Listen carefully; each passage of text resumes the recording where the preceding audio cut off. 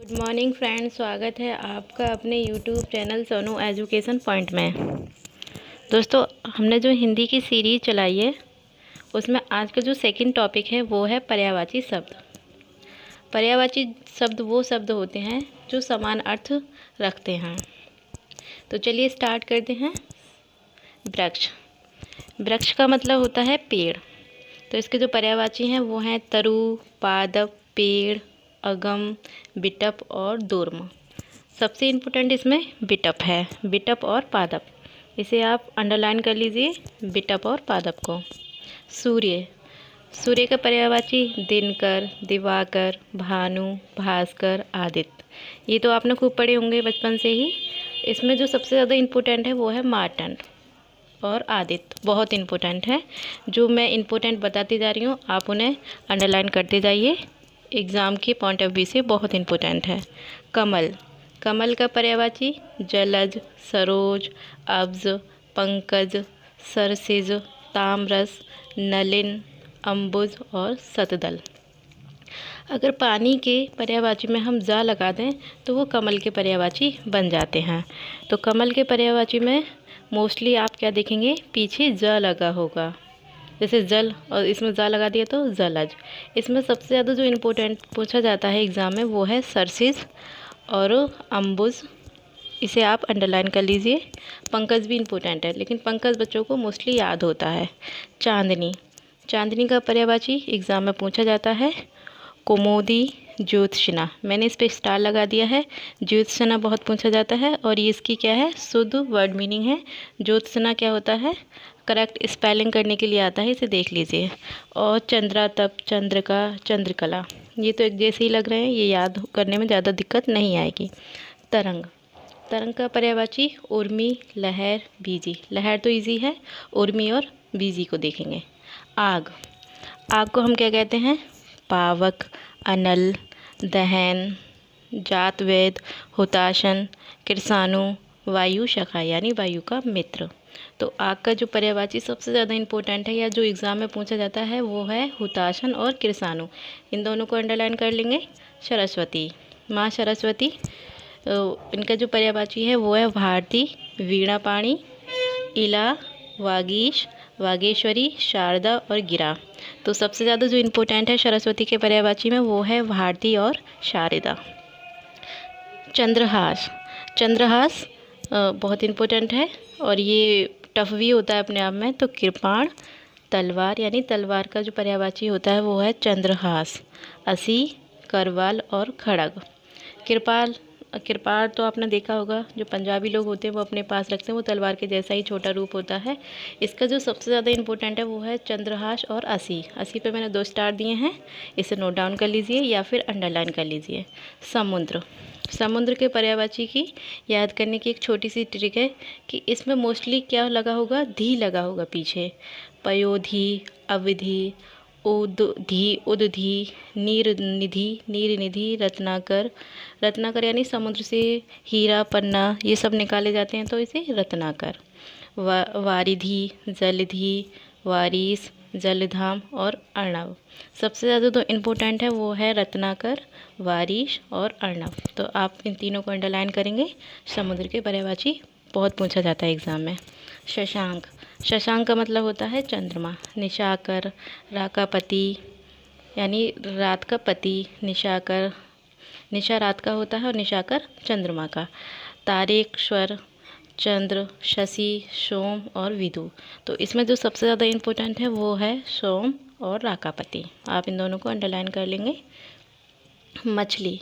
मछली का पर्यायवाची भी पूछा जाता है, इम्पोर्टेंट है। मत्स्य, मीन, जल जीवन यानी जिसका जल ही जीवन हो, जल जीवन। छस और सफरी। जो सबसे ज़्यादा इम्पोर्टेंट है वो है सफरी और छस।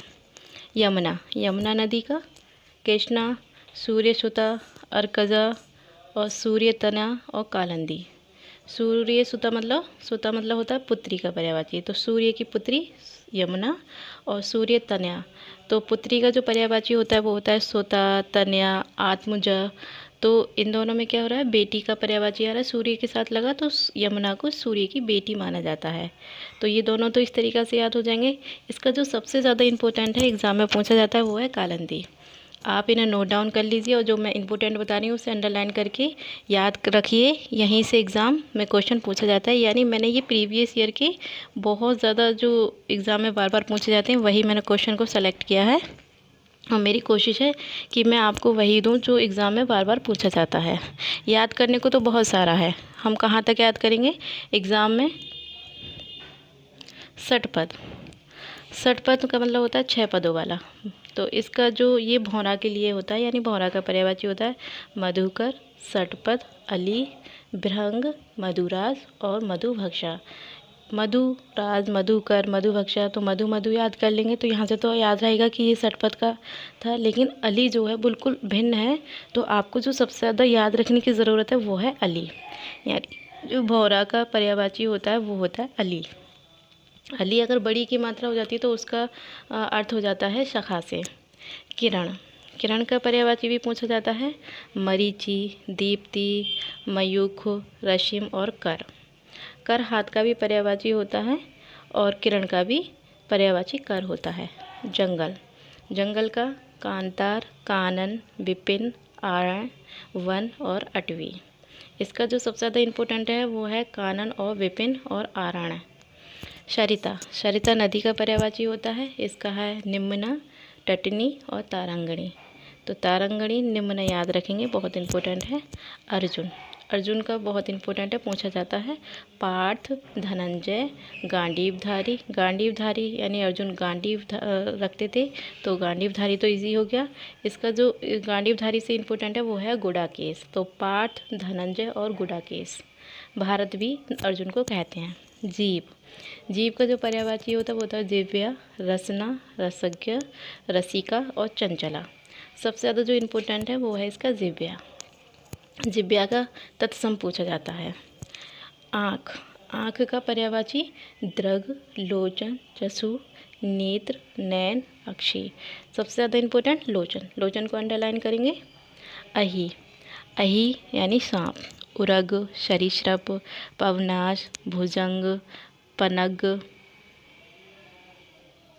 सर्प और नाग। ये किसके हैं, इसमें सबसे ज़्यादा इम्पोर्टेंट पूछा जाता है पनग और सर्प, उरग। उरग और पनग इसका क्या करेंगे, अंडरलाइन करेंगे। आम, आम का रसाल, पिकवल्लभ, फल श्रेष्ठ, यानी आम का फलों का राजा आम कहा जाता है, तो फल में श्रेष्ठ है। ये इजी है, ये नहीं पूछा जाएगा। पियम्बु, पिकवंतु, पिक प्रिय और सहकार। सबसे ज़्यादा इम्पोर्टेंट जो मैंने 3 स्टार दिए हैं ये है सहकार। आप इसे अंडरलाइन करेंगे या फिर अपनी कॉपी में नोट डाउन करेंगे। हाथ, हाथ का जो पर्यायवाची होता है वो होता है हस्त, पाणी, कर, बाहु। मैंने बताया था किरण में भी कर का पर्यायवाची जो है वो किरण भी होता है और हाथ भी होता है। तो आपको क्वेश्चन देखना है, जैसा भी क्वेश्चन में पूछा जाएगा ऑप्शन पे डिपेंड करेगा। पृथ्वी, पृथ्वी का भू, भूमि, धरा, पृथ्वी, धरती, ज़मीन, वसुंधरा और मही। जो बिल्कुल अलग होते हैं वो हमें याद करने की ज़रूरत होती है। जैसे पृथ्वी का मही बिल्कुल डिफरेंट या बिल्कुल अलग सा लग रहा है, तो आप उन्हीं को ज़्यादा मतलब वैल्यू दें जो बिल्कुल ही डिफरेंट हो। धन्यवाद। ये थे कुछ मोस्ट प्रीवियस ईयर पर्यायवाची जो मेरी एक छोटी सी कोशिश थी कि मैं आपको या अच्छे से याद करूं या फिर याद करा सकूं या फिर बता सकूं। आपको मेरी वीडियो कैसी लगी कमेंट बॉक्स में ज़रूर बताना। धन्यवाद।